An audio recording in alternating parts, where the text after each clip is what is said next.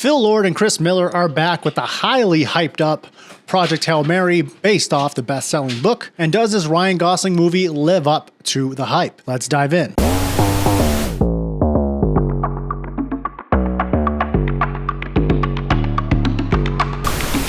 What's going on, ladies and gentlemen? Welcome to the Movie Dive. Today we're diving into Lord and Miller's new directorial film, and that is Project Hail Mary. Before we do, please don't forget to subscribe to the Movie Dive, and do not forget to ring the bell button down below to get notifications on the channel. This movie's been getting a lot of hype. There's been so many screenings going on. I finally got a chance to watch it, and luckily I got a chance to watch it on 70mm in an IMAX theater, which I'll definitely say is the way it's supposed to be seen. Now, to kind of get straight into it, I don't know, depending on the hype that we're talking about, are we, describe it as one of the best sci-fi movies of all time? Or are we putting it up there with Interstellar, with E.T.? Or are we saying that it's just a really good movie? Because that's all depending on, of course, the experience or feelings you might have while watching it. Like me, for example, I feel like it was very, very good, and it was just short of being something special. And those things that made it short of being special, I feel like they kind of had to put in the movie because of the book. That's just my guess. I've never read the book. For example, it being 10 minutes too long. The last 10 minutes, I feel like we could have done without. There was a big, emotional scene that happens in the movie, and then we go back to do some more stuff. I wish we kind of just went into a direction after that emotional scene, but I'm guessing there's stuff that happens in the book that they kind of wanted to visit in the film as well. Ryan Gosling, though, the star of the movie, he's always been one of my favorite actors, even when he was doing serious stuff to when he's doing really funny stuff. I feel like he is hilarious. I feel like he's great at doing dramatic movies as well,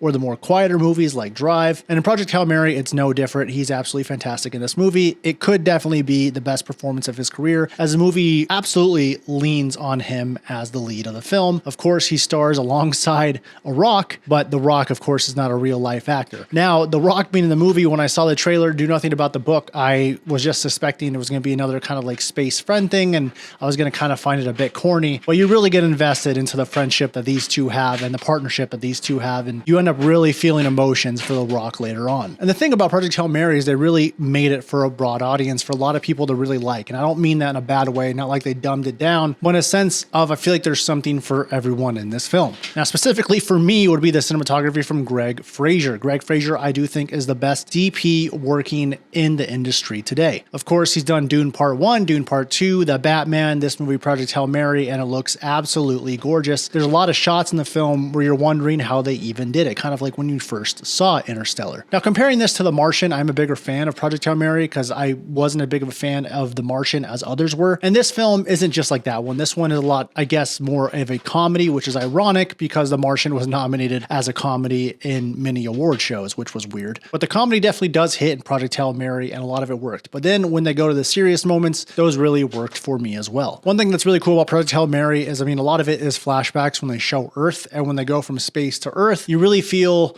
the dread and the seriousness of everything going on. Even when Ryan Gosling is making jokes, you can see in his acting that he's kind of doing it as a defense mechanism to kind of block his brain from all the danger that is happening. Another thing I'll give a shout out to is the score is great. For the first, I would say like 30 minutes of the movie, I felt the score was okay. But then as the bigger moments started happening, I feel like we really nailed it home with what was coming through the speakers. Project Hail Mary, very good experience. You have to see this in the movie theater. It probably will be in my top 10 at the end of the year. There's a few things that kept this from being, again, really special. Because of that, I'm going to go ahead and give Project Hail Mary an 80 out of 100. You guys let me know what you thought about it. Please go check this out. A lot of people are going to absolutely adore this film and put it in one of their favorite sci-fis of all time. Let me know what you thought about in the comments. Don't forget to subscribe to the Movie Dive.